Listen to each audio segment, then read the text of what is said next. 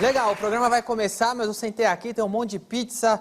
Não precisa nem responder nada, eu já sei quem pediu essas pizzas. Foi você, né, Diguinho? Pizza? Eu não, tá louco? Por que você tá falando isso pra mim? Só eu como aqui? Ah, não foi você? Quem foi que pediu pizza, então? Ei,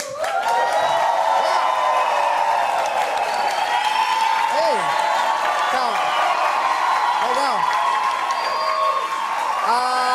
Legal. Ok, calma. Legal que você...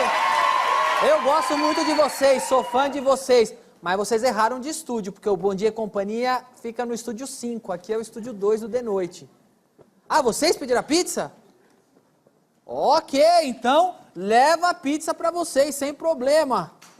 Ok, olha. Tá bom, leva lá. Dá pro Leonardo e pro Donatello, senão eles não vão ter. Pessoal, pra quem não sabe, as Tartarugas Ninjas estão no SBT. Amanhã, às 10h30 da manhã, no Bom Dia e Companhia, começa a 4ª temporada. Pô, vocês podiam deixar uma caixinha dessa pra mim, né? Por favor. Vocês querem deixar pro Diguinho ou não?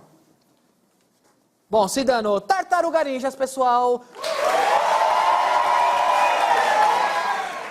Vamos agora pra entrevista antes que o Destruidor apareça.